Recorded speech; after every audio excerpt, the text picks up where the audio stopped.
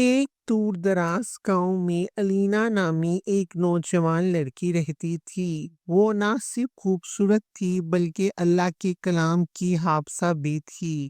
گاؤں بھر میں اس لڑکی کی عزت کی جاتی تھی کیونکہ اس نے کم عمری میں ہی پورا قرآن پاک حفظ کر لیا تھا۔ الینا کو اپنے علم پر ناز تھا اور ہوتا بھی کیوں نہ، لوگ اس کی بہت عزت کرتے تھے اور بچے اس سے قرآن پاک پڑھتے تھے اور عورتیں اس سے دعائیں کراتی تھیں، لیکن اس میں اس کے علم کے ساتھ ساتھ ایک خاموش سا غرور بھی تھا جو اس کی زندگی میں جگہ بنانے لگا تھا۔ پھر ایک دن ہوتا ہے کچھ اس طرح کہ ایک بوڑھی سی عورت الینا کے پاس آتی ہے۔ اس بری عورت کے کپڑے بہت گندے ہوتے ہیں اور ہاتھوں میں چھالے بھی پڑے ہوتے ہیں۔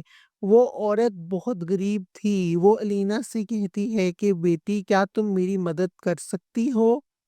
میرے یہ کپڑے دھو دو گی؟ میری کمر میں بہت درد ہے اور ہاتھ بھی ٹھیک نہیں ہیں۔ تو الینا نے آگے سے منہ بناتے ہوئے کہا کہ میں حافظ قرآن ہوں، میں کپڑے نہیں دھوتی، یہ کسی عام سی لڑکی کا کام ہے، آپ کسی اور کے پاس چلی جائیں۔ یہ سنتے ہی وہ بوڑھی عورت چپ چاپ وہاں سے چلی جاتی ہے، پر اس کی آنکھوں میں نمی آ جاتی ہے۔ پھر الینا رات کو جب سوتی ہے تو اس کو ایک خواب آتا ہے۔ خواب میں وہ ایک اندھیرے قبرستان میں کھڑی ہوتی ہے۔ وہاں اچانک سے زمین پھٹ جاتی ہے اور ایک قبر سے بھیانک سی آواز آتی ہے کہ یہ وہی زبان ہے جو قرآن پاک پڑھتی تھی مگر ایک غریب کے کپڑے دھونا اپنی توہین سمجھتی تھی۔ پھر ایک چیخ سنائی دی اور الینا نے خود کو ایک قبر میں پایا جہاں نہ روشنی تھی نہ سکون۔ ایک سیاہ سانپ اس کے قریب آیا اور کہا، علم کے ساتھ غرور، نیکی کے ساتھ تکبر، یہ وہی لوگ ہیں جن پر عذاب سب سے زیادہ سخت ہوتا ہے۔ الینا چیخی، روئی، معافیاں مانگی مگر عذاب ختم نہ ہوا۔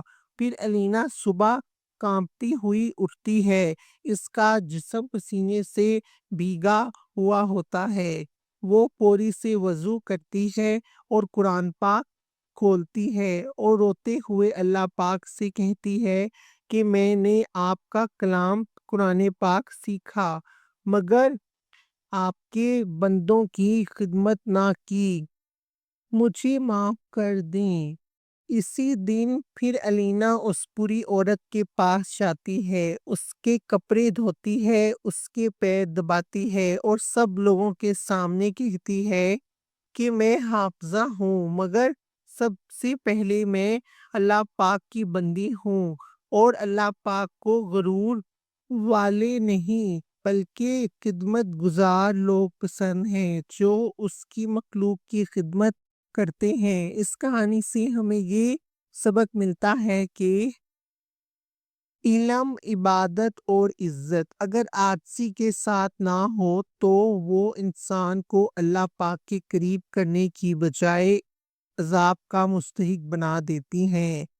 اصل نیکی غریبوں، مسکینوں اور بے بسوں کی خدمت کرنا ہے۔ پلیز اگر آپ میرے چینل پہ نیو ہیں تو میرے چینل کو سبسکرائب کریں اور میری ویڈیوز دیکھ کے بتائیں کہ میری ویڈیوز آپ کو کیسی لگتی ہیں۔ آپ کا بہت بہت شکریہ۔